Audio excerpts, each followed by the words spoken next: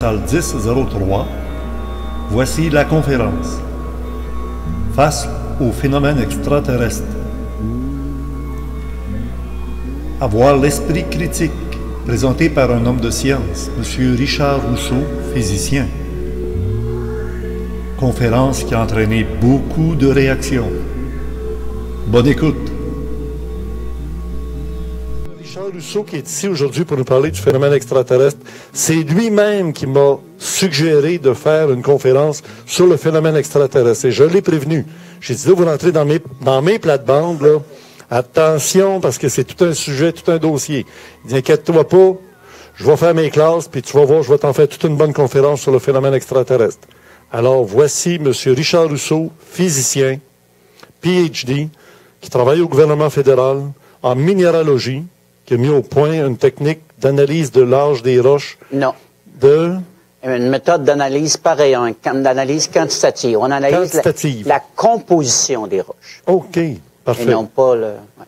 Non pas l'âge, mais la composition. La composition. Par rayon X. Par rayon X. Et c'est répertorié sur Internet. On voit que c'est reconnu mondialement. C'est une démarche unique. J'ai fait beaucoup de publications sur le sujet. C'est ça. Alors, on l'écoute maintenant sur les extraterrestres. Il faut regarder la réalité. Il ne faut pas croire tous les livres qui ont été écrits, inventés, la spéculation, au superlatif. Pour regarder la réalité, c'est-tu possible qu'il y ait son université? Mais c'est quoi les problèmes qu'ils ont à faire face avant de venir nous voir? Alors là, supposons qu'ils sont dans cette galaxie-là, à 2,3 millions d'années. En se posant sur la Terre. Hein? On se pose sur la Terre. N'oubliez pas qu'ils ont un mode de propulsion. Ça doit certainement ressembler à quelque chose de nucléaire. Hein? Une fusion nucléaire, plasma, parce que ça prend ces modes de propulsion-là pour arriver à voyager aussi vite que la vitesse de la lumière. Alors là, moi, là, quand un vaisseau spatial se pose dans un champ, puis qu'on constate uniquement un petit peu de chlorophylle de plus, là, ben je regrette. Là. Je dis que c'est pas sérieux. Ce qui serait sérieux, par contre, c'est qu'on pourrait observer le sol vitrifié, il a fondu, pareil comme de la lave de volcan. Alors, s'ils sont venus se poser dans notre champ, comment ça se fait qu'il n'y a pas eu d'émission de radiation, la radioactivité, qu'il n'y a pas eu de rayons gamma? Alors, voilà. La probabilité qu'il y ait des extraterrestres dans l'univers est très grande. Je vais vous expliquer pourquoi. Mais la probabilité qu'on ait déjà été visité, alors j'insiste là, sur le mot visité, la probabilité est presque nulle. Presque nulle, c'est 0. Alors c'est ma conviction, puis je vais vous expliquer pourquoi. Hein? Et puis ils ont leur diplôme après 2-3 semaines d'études. Hein? Alors donc, moi j'ai étudié jusqu'à 30 ans pour avoir mon doctorat. 30 ans. Hein? Ça fait que là, ceux qui se prétendent savants, là, hein, ben moi, là, j'aimerais beaucoup connaître le pédigree de chacun de ces savants-là. Dans quelle étude, dans quelle université qu'ils ont étudié? Ils ont étudié quelle science? Pendant combien de temps? Ils ont-tu publié? Hein? Et puis, si on fait une thèse de maîtrise, elle est où la thèse de maîtrise? Elle est exposée à quelque part. Elle est où? J'aimerais ça la voir. Quand il est rendu directeur d'une chaire en psychiatrie de l'université Harvard, c'est un savant, ça? Ça devrait être oui, ça peut être une personne... C'est un chef de recherche au CNRS en France, au Centre national, qui s'appelle Jean-Pierre Petit. Ça peut être. Comme je dis, il y a des charlatans, il y a des gens, il y a quelques personnes très sérieuses. Il y en a des vrais. Oui, c'est ça. De méthodes utilisées par les charlatans. Retenez 2 mots, hein? 2 mots, affirmation gratuite, non vérifiable. C'est leur méthode, c'est leur marque de commerce. Ils ont un tampon, affirmation gratuite, non vérifiable. Je l'ai vu, je le sais, la preuve, je l'ai vu. Ça, c'est une affirmation gratuite. Je les ai vus, les extraterrestres. C'est une affirmation gratuite. Les témoignages individuels, ça, c'est intéressant.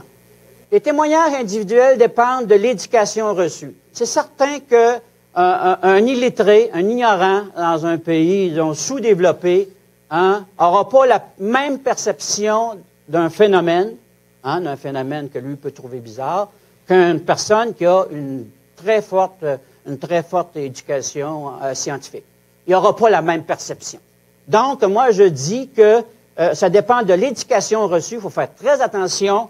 Et puis, si on ne fait pas attention à l'éducation reçue, ils peuvent manquer complètement d'objectivité. La pensée critique. Puis là, il y a des gens, là, je nommerai pas personne, là, il y a des gens qui prétendent, des gens sérieux, je les nommerai pas, là. Comment le différencier, lui, d'un charlatan?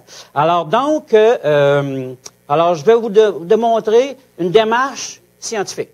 Moi, c'est la démarche que j'ai utilisée, c'est une démarche personnelle que j'ai utilisée pour faire mon doctorat, OK? Qui était de construire une méthode d'analyse par rayon X. Alors, on part de zéro, puis on veut arriver à un résultat. Alors, comment qu'on fait pour faire cette recherche-là, pour finalement avoir une conclusion, dire, oui, on a trouvé une nouvelle méthode d'analyse. Alors, donc, c'est une démarche scientifique que je vais appeler la pensée critique. OK? Retenez ça. Si vous avez de la misère, retenez au moins le mot critique. Comment être critique pour évaluer la crédibilité de quelque chose. Critique, crédibilité. Et c'est pas la même chose que sceptique. Non. Hein? Quand tu fais une recherche sur quelque chose, alors là, le minimum, c'est d'aller te documenter, aller chercher toutes sortes de l'information. Voilà. Réfléchir, évaluer la crédibilité des faits présentés. C'est-tu possible que la madame, elle l'a vu, les extraterrestres se poser sur le toit de la maison d'en face, à travers sa porte patio? Une madame qui prenait des pilules, qui avait de la misère à dormir. C'est-tu possible qu'elle l'a vu? Le cas de Mme Malbeuf. Ah, OK, oui, c'est ça. C'est-tu possible? Alors, réfléchir, évaluer la crédibilité. Hein? Et c'est ça que ça veut dire. Je ne dis pas que c'est pas vrai, mais soyez critique, évaluez la crédibilité des faits présentés. Et là, après avoir réfléchi, après évaluer, hein, qu'est-ce qu'on fait? La Mme Malbeuf a été confirmée par M. Dubout du radar de Dorval. Alors, analyse rationnelle des implications et des conséquences. Les conséquences, parce que n'importe quelle conviction, ça a des conséquences. Hein? Moi, là, si j'étais un extraterrestre, la journée, je vais être capable d'aller sur une autre planète, je vais être tellement content de voir qu'il y a de la vie sur une autre planète.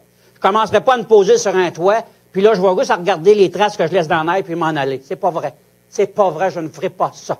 Ce qu'on fait, logiquement, là, hein, on essaie de rentrer en contact avec une nouvelle population. Moi, je suis allé en Afrique, à un moment donné. On est allé dans des régions très, très, très isolées, OK? Et puis, c'est faux qu'on détruit les gens. Je suis allé dans une région très isolée. Je suis allé monter le Kilimanjaro. Et puis, on passait dans un petit village. La première fois que je voyais ça, j'avais vu ça juste dans des bandes de dessinées de Tarzan. Là, tirez vos propres conclusions. Hein?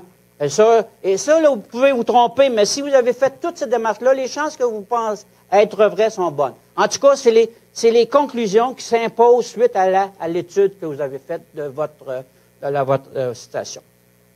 Conclusion. La probabilité d'avoir déjà été visité par des extraterrestres, tant qu'à moi, elle est nulle. Presque. Attention, il y a le mot presque. Nulle, oui, mais je donne une marge d'erreur. Un millionième de possibilités, c'est déjà suffisant. Non, 1 milliard de milliards, autant qu'il y a d'étoiles. C'est suffisant. Merci. Apprendre à se défendre contre les charlatans en acquérant une pensée critique. Hein? Faut apprendre à se protéger de ces gens-là. Et puis, face à toute nouvelle information insolite. Alors, c'est ma démarche. Hein? Il faut évaluer sa crédibilité. Il faut être capable de parler de tous les moyens que je vous ai donnés. Évaluer sa crédibilité, apprendre à détecter les mensonges, les distorsions et les fabulations, à placer cette information-là dans un cadre rationnel et non pas mystique ou whatever. Alors voilà, c'est mes conclusions. Je vous remercie de votre bonne attention.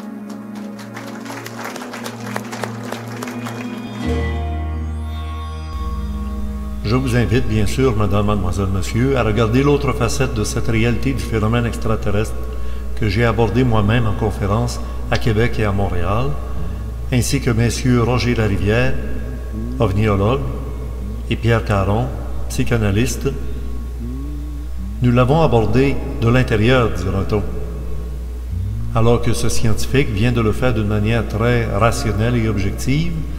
Nous présentons des cas, l'implication de gens, des humains, en rapport avec le phénomène extraterrestre, du vécu, pas nécessairement prouvé en laboratoire, dans l'expérimental, mais par le vécu personnel, expérientiel.